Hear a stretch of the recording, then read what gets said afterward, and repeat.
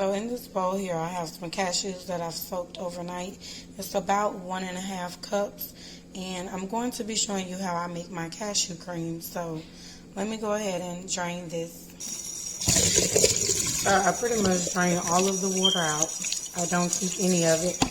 Give it like a rinse, a quick rinse. And then I am going to put it into my blender.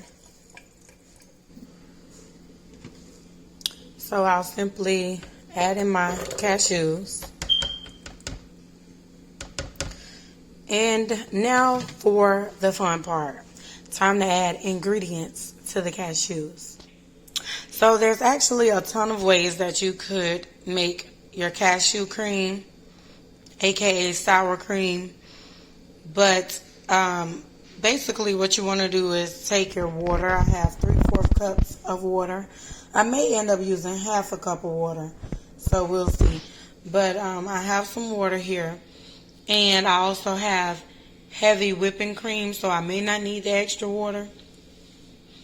That's basically my base. The cashew and water mixture. You can also add in Dijon mustard. You need nutritional yeast no matter what. And you do not have to have minced garlic, but I'm going to take 1 to 2 garlic cloves, mince them up, and add that. And I also add lemon pepper no matter what. So that's pretty much my base. The cashews, the water, the Dijon mustard, a little bit of garlic powder, and lemon pepper. Oh, and nutritional yeast. So those things are the base. What I'm going to add to this is some salt, a little bit of pepper. You do not have to add minced garlic. I'm adding that. You do not have to add Dijon mustard, but that's how I make up my base. If you do not have Dijon mustard and you just so happen to have some apple cider vinegar on hand, you can definitely use apple cider vinegar to give it more of that tangy taste like sour cream gives you. So yeah, let's get started. So to the cashew cream, the cashews, what I'm going to add is the 3/4 cups of water. And I'm adding that in first because what I like to do is post the cashews a little bit. I'm already saying we have cashew cream here. But what I like to do is post the cashews a couple of times before I add any of the other ingredients. I like to post it.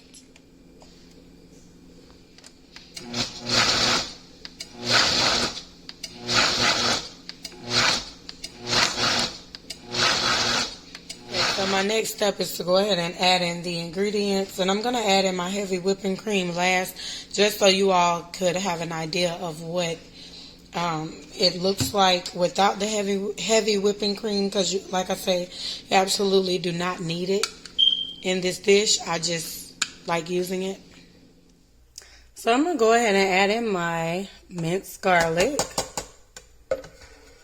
I think so far I've only used 1 clove because I feel like that's quite a bit. I may go in and use, I don't know, another half, but then again I may not need the other half. So now, y'all, I really don't measure. I add according to what it tastes like. Let me shake this up a little bit. So I'm going to add in, I would say about a tablespoon of nutritional yeast and a tablespoon, let's say half a tablespoon of garlic. I'm adding in lemon pepper as much as I want. And then I need my hands to grind the garlic, but the pepper had a lid on it, so I was able to grind it and I can just pour it in there. So let me grind up the sea salt. I think I said grind up the garlic, but grind up the sea salt, and then I'll add that in there. Okay, so now I'm simply going to cover this with the lid, and I'm going to grind it on up, blend it really good, And I'll start low at 1 minute, and then I'll go ahead and see. I'll crank it up to 10 and see where that gets me.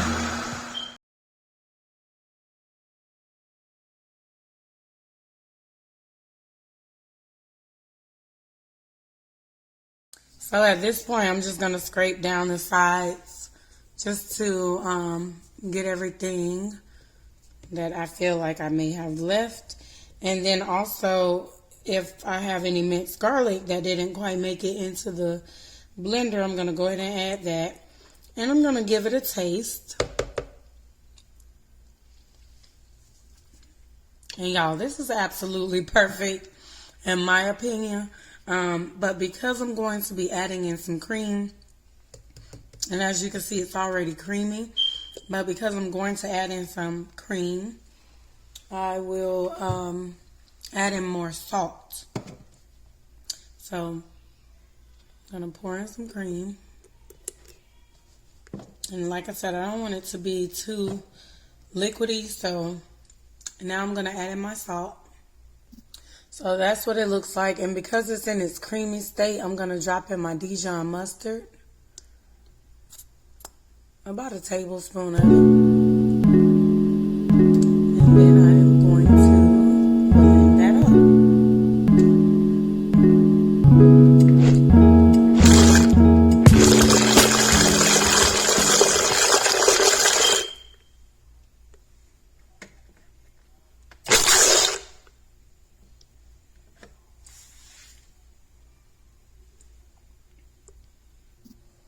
So our cream is ready, and we can pretty much add it on into a mason jar.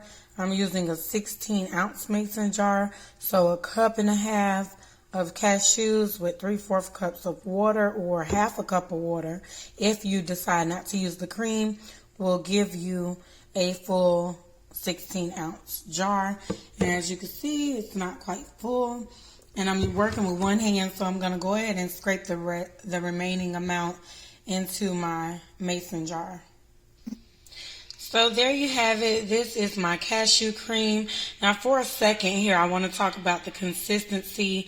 It sort of pretty much has the consistency of sour cream. It's pretty much spot on. Also, the color is a tad bit tan. It's more tan than the last cashew cream that I had in a video that I recently did. Not too recent, but recently did. I'll post a card in the top right corner for you to click on if you want to see what that cashew cream looked like. I think it was my chili recipe, but it's a little bit more tan, and it's because the raw cashews that I used weren't 100% raw. They had a brownish tint to them, so maybe they still had like that shell on them, but they had not been peeled to its white core. I don't know much about the difference of them, but I will say that they both said organic, they both said raw, not organic, but raw. And neither one had any added salt, or neither one of my cashews had been roasted. So I'm not sure why this one was more brown than the other. But it still tastes really, really, really, really amazing. I use this on tacos, on nachos, whatever I want sour cream on. And y'all, I am a fan of sour cream. At least I was before I went vegan. I still really, really love sour cream. So when I saw that, you can pretty much use cashews for cheese, I was like, okay, well, what else can I do? So, obviously I'm not the first to make cashew cream, but this is my own personal recipe. I love it. It's extremely good. Like I said, I drizzle this on all of my taco, nacho dishes. Yeah, this is really good. I may insert a couple of pictures of what I have used it in. But yeah, so this is pretty much it. This is a whole 16-ounce jar, and I'm just going to store it in the refrigerator. This should last about 2 weeks, but I don't think it'll last that long because we kind of have Taco Tuesday, or we may have like nachos or tacos maybe twice. throughout the week. It just all depends on what me and the kids want. But yeah, so this is pretty much it. It tastes really good. The consistency is amazing. And if you want to see more recipes like this, just be sure to leave that in the comment section below. I do have other sauces that I make as far as cheese sauce, nacho sauce, barbecue sauce. So yeah, if you want to see my vegan-friendly sauces or recipes, just leave it in the comment section below. Y'all be blessed. This was highly recommended. This recipe, I should say, one of my subscribers asked that I make this, so I hope she's watching. Y'all have a very blessed day.